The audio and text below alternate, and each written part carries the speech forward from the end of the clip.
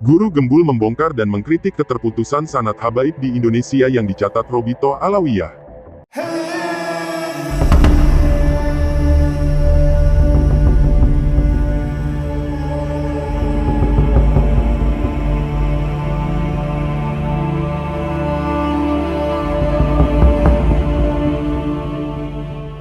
Seorang ulama bernama Imaduddin Usman dari Banten itu kemarin melakukan sebuah kajian dan penelitian ilmiah terhadap silsilah para habaib di Indonesia.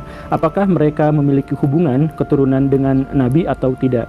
Setelah menelusur berbagai kitab-kitab silsilah, ada 9 kitab yang ditelaah dan ada beberapa yang lainnya yang merupakan pemandu dan pendamping. Akhirnya beliau memberikan kesimpulan bahwa silsilah para habaib itu terputus kepada Nabi Muhammad atau tidak valid atau tidak ilmiah atau kemungkinannya sangat kecil untuk benar-benar.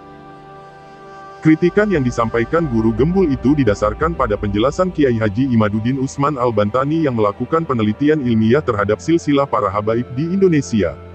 Setelah menelusuri 9 kitab silsilah, kata Guru Gembul, akhirnya Kiai Haji Imaduddin Usman memberikan kesimpulan, silsilah para habaib itu terputus dari Nabi Muhammad SAW dan menyarankan agar para habaib tes DNA saja. Namun, pernyataan Kiai Haji Imaduddin itu pun ditanggapi agak berang oleh Habib Bahar bin Smith. Saya membuat tesis ilmiah ini karena dengan adanya oknum Habib yang pernah berkata di persidangan, Muhammad kakekmu atau kakekmu? Itu kan aneh. Mat, sebenarnya sama saya, Mat. Kenapa nggak disebut sama saya? Padahal waktu di persidangan itu, saya menyebut itu saya menukil kata-kata Imam Ali Zainal Abidin. Makanya Imam nonton yang benar. Nah, karena itu maka beliau menyarankan agar para habaib itu melakukan tes DNA saja untuk membuktikan garis keturunan itu.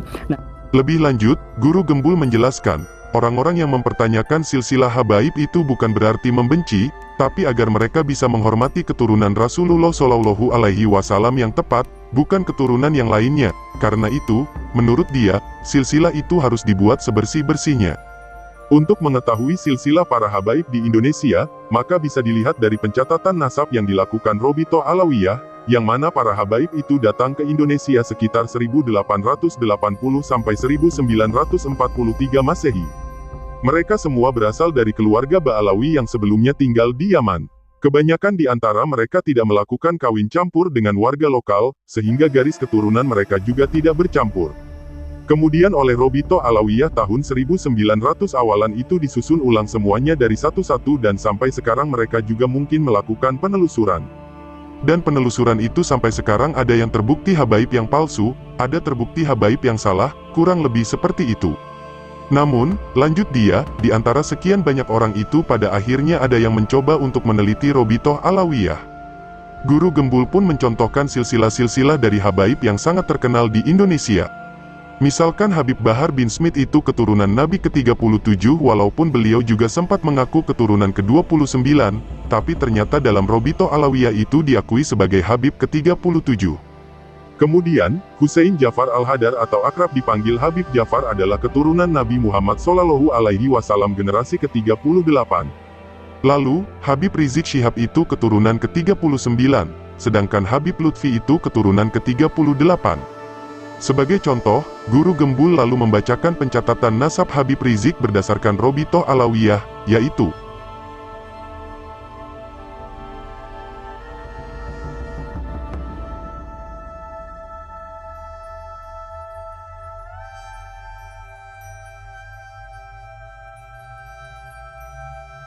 berdasarkan penelitian yang dilakukan Kiai Haji Imaduddin Usman, menurut Guru Gembul, dalam catatan silsilah Habib Rizik itu ada masalah.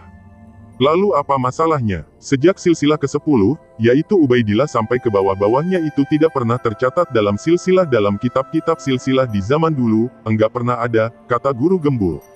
Menurut dia, yang mencantumkan Ubaidillah sebagai leluhurnya Habib Rizik dan lain sebagainya sampai sekarang itu baru ada silsilahnya pada 1900-an, 1800-an, dan mungkin 1700-an. Kebelakang-kebelakangnya itu tidak pernah ada nama yang namanya itu Ubaidillah, jelas Guru Gembul. Bahkan, dalam kitab Asy-Syajarah Al-Mubarakah halaman 111, seorang ulama abad ke-5-6 Hijriyah, Imam Fakhrur Razi menjelaskan bahwa putra Ahmad bin Isa itu hanya ada 3, yaitu Muhammad, Ali, dan Hussein. Tiga itu saja dan tidak ada lagi yang namanya Ubaidillah.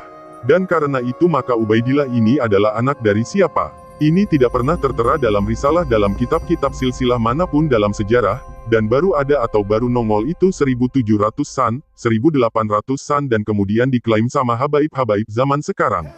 Artinya ini sanadnya terputus, jelas Guru Gembul.